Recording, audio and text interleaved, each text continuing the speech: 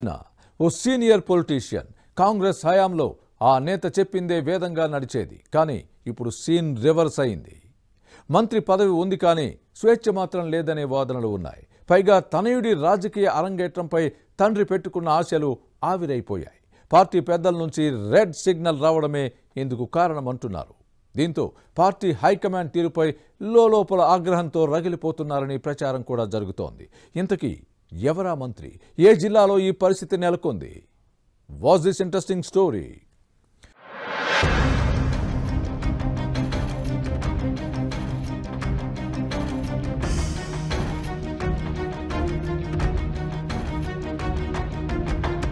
మంత్రి ధర్మాన ప్రసాదరావు ముఖ్యమంత్రి జగన్ కేబినెట్ లో రెవెన్యూ శాఖ బాధ్యతలను నిర్వహిస్తున్నారు.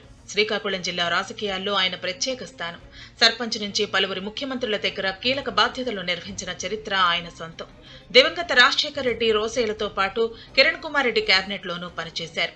రాష్ట్ర విభజన అనంతర రాజకీయ పరిణామాలతో తప్పనిసరి పరిస్థితుల్లో వైసీపీ వైపు మళ్లారు. అప్పటి నుంచి అనేక రాజకీయ ఒడిదుడుకులను ఎదుర్కొంటూనే ఉన్నారు. జగన్ మొదటి కేబినెట్ లో ప్రసాదరావుకు మొండి చేయి చూపించారు. మలివిడత విస్తరణలో అవకాశం కల్పించారు. అయితే రెవెన్యూ మంత్రిగా కీలక బాధ్యతలు నిర్వహిస్తున్న ధర్మానలో మాత్రం తెలియని అసంతృప్తి కనిపిస్తూనే ఉంది. మంత్రి పదవి ఉన్నప్పటికీ నాటి స్వేచ్ఛ, స్వతంత్రం మాత్రం దక్కలేదనే బాధ ఆయన గుండెల్లో గూడు కట్టుకుంది. పవర్ లేని మినిస్టర్ గానే కొనసాగుతున్నారు. ప్రస్తుతం శ్రీకాకుళం జిల్లాలో అత్యంత సీనియర్ నేతగా ఉన్న ధర్మాన ప్రసాదరావుకు అధికార పార్టీలో పెద్దగా ప్రాధాన్యత దక్కలేదని చెబుతున్నారు. కాంగ్రెస్ హయాంలో జిల్లాలో అన్ని తానే నడిపించిన ప్రసాదరావు ప్రస్తుతం తన పని తాను చేసుకుంటూ ముందుకు వెళుతున్నారు. మాట చెల్లుబాటు కానప్పుడు మౌనమే మంచిదన్నట్టు వ్యవహరిస్తున్నారట. మరోవైపు వచ్చే సార్వత్రిక ఎన్నికల నాటికి తన కుమారుడు రామ్ మనోహర్ నాయుడిని యాక్టివ్ పాలిటిక్స్ లోకి తీసుకురావాలని భావించారు. దీనికి తగ్గట్టుగానే నియోజకవర్గంలో తన వారసుడిగా పరిచయం చేశారు. అధికార, అనధికార కార్యక్రమాల్లో తండ్రికి బదులు తనయుడే హాజరవుతున్నారు. ఇదే సమయంలో ఇటీవల ధర్మాన ఇక వచ్చే ఎన్నికల్లో పోటీ చేయనంటూ చేసిన ప్రకటనతో ఇక వారసుడి ఎంట్రీ ఖాయమన్న భావన క్యాడర్లో కలిగించింది. అన్ని సక్రమంగా జరిగితే వచ్చే సార్వత్రిక ఎన్నికల్లో తండ్రి స్థానంలో తనయుడు పోటీలో ఉండేవారు. కానీ అలా జరిగే అవకాశం కనిపించడం లేదు. తానొకటి తలిస్తే ముఖ్యమంత్రి జగన్ మరొకటి తలపెట్టారని అనుచరుల దగ్గర ప్రస్తావిస్తున్నారట. పార్టీ అధినేత ఇచ్చిన షాక్ క్యాడర్ ను తీవ్ర నిరాశకు గురిచేసిందని చెబుతున్నారు.